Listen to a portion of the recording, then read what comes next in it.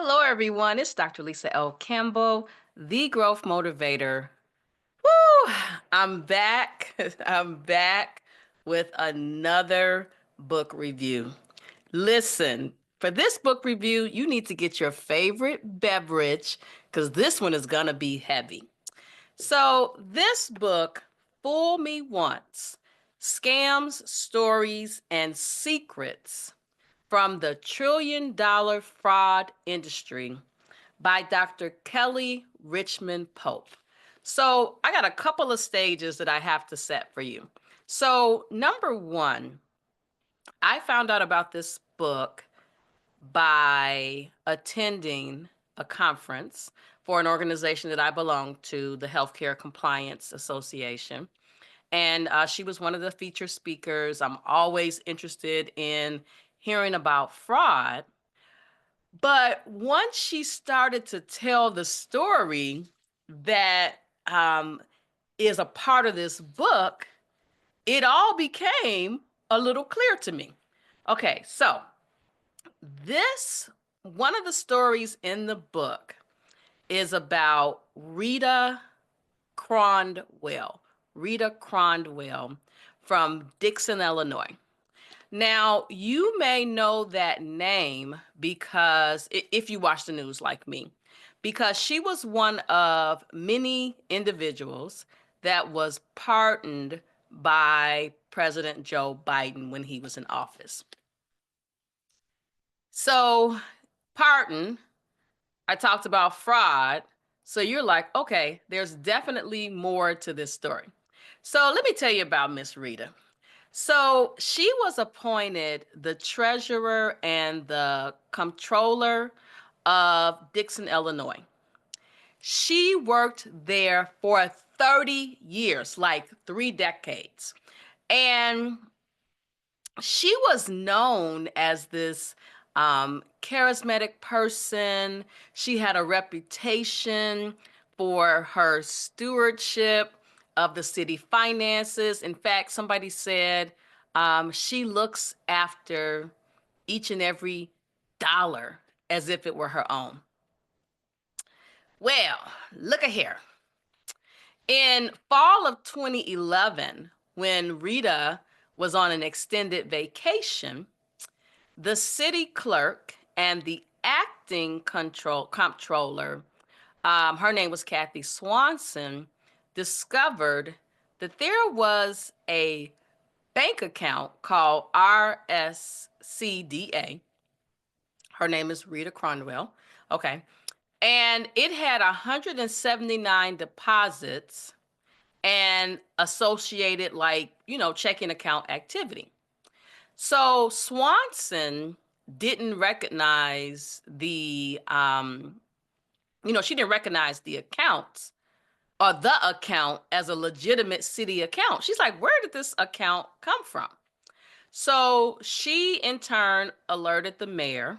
The mayor in turn contacted the FBI. And for 6 months, the mayor, James Burke, um, Kathy Swanson, um, remained silent and built a case with the FBI.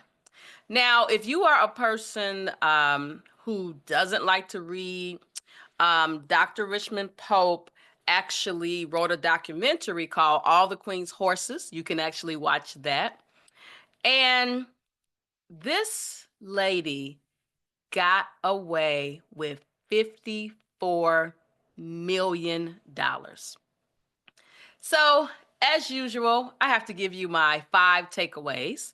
Number one, fraud isn't always black and white. That's number one. Um, Dr. Pope challenges us to see beyond the typical stereotype of, a villain and a victim, right? Because the village of Dalton, and you can Google all of this, I said Dalton. That's because something else is happening in Dalton, Illinois. You can Google that. But Dixon, Illinois, they were a poorer town and their bills wasn't balancing right. Well, it's because of the 54 million that was being stolen. So it always is in black and white. You got to go beyond what you think the villain and the victim is. Number two, awareness is the first line of defense. So I mentioned how Kathy was the acting controller, and she saw something suspicious, but many fraudulent schemes are able to succeed because people don't recognize the warning signs. All right. So in the book, Dr. Richmond Pope talks about the red flags and how you can protect yourself and your organization. One of the things that I love about reading books outside of healthcare is that I learn so much that I can apply to healthcare and apply to life in general. All right, my point number three, vulnerability isn't a weakness. All right. Victims of fraud often face like a stigma, but fraud can exploit the most careful individuals, right? Number four, Kathy was very courageous. So my point number four, being a whistleblower requires courage and conviction, right? In the book, Kelly Richmond Pope encourages us to act with integrity, even when it's difficult. Number five, fraud reflects broader than human behaviors.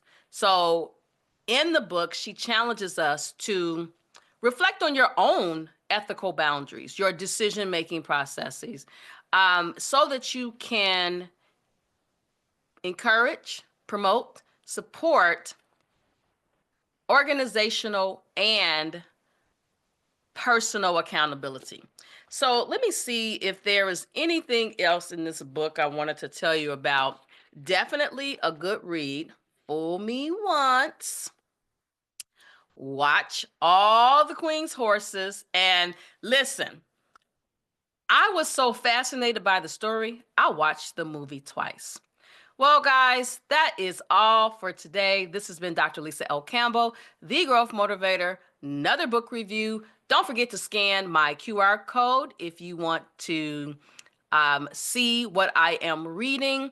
And listen, Dr. Kelly Richmond Pope, if you're out there and you see this video, I would love to have you on my video podcast, 52 Authors, 52 Weeks, which streams on Saturday mornings at 9 a.m. Central Time. Bye-bye.